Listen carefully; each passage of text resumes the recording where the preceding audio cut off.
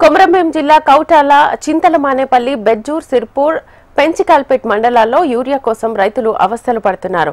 పత్తి, వరి పంటలకు సరైన సమయంలో యూరియా వేయకపోవడంతో ఎదుగుదల లేకుండా పోతోందని రైతులు ఆవేదన చెందుతున్నారు. నెల రోజులు దాటుతున్నా నియోజకవర్గంలో రైతులకు యూరియా తిప్పలు తప్పడం లేదు. అదును దాటితే దిగుబడి వస్తుందో రాదోనని రైతులు ఆందోళన చెందుతున్నారు.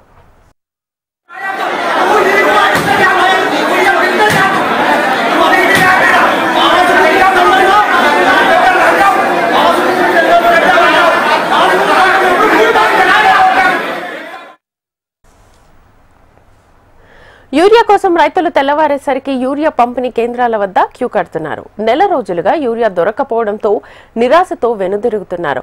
ప్రజా ప్రతినిధులు పట్టించుకోవడం లేదని, అధికార యంత్రాంగం రైతులకు యూరియా సరఫరా చేయడంలో పూర్తిగా విఫలమైందని రైతులు చెబుతున్నారు.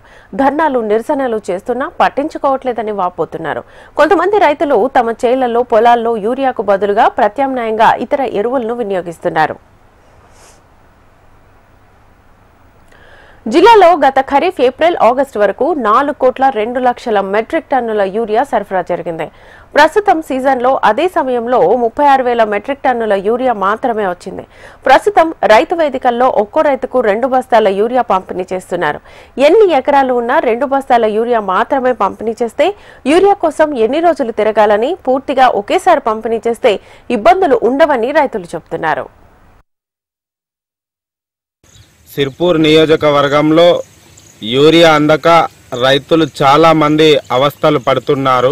ఎందుకంటే ఎప్పుడైతే పంటలు వేసే సమయం ఆసన్నమైనప్పుడు, ఒకసారి దుక్కి దున్నినప్పుడు యూరియా, డిఏపి వేయడం మొదలు పెడితే ఇప్పటికీ 3 సార్లు కనీసం ఒక ఎకరానికి 4 బస్తాలు యూరియా వేసే సమయం అయినా కూడా ఇప్పటిదాకా రైతులకు యూరియా దొరకక చాలా మంది రైతులు ఆవేదన చెందుతున్నారు.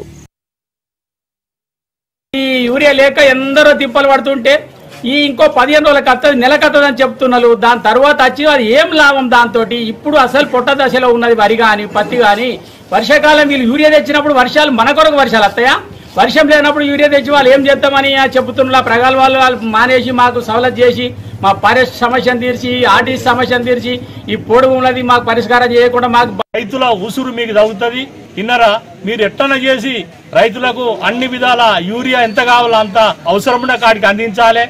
మీరు యూరియా 1 బస్తా 2 బస్తాలు ఇస్తున్నామని చెప్తే కాదు.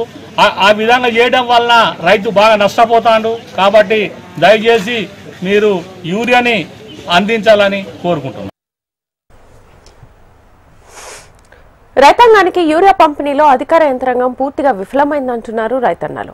ప్రజా ప్రతినిధులు పట్టించుకుని రైతాంగానికి పూర్తి స్థాయిలో యూరియా పంపిణీ చేసేలా కృషి చేయాలని కోరుతున్నారు.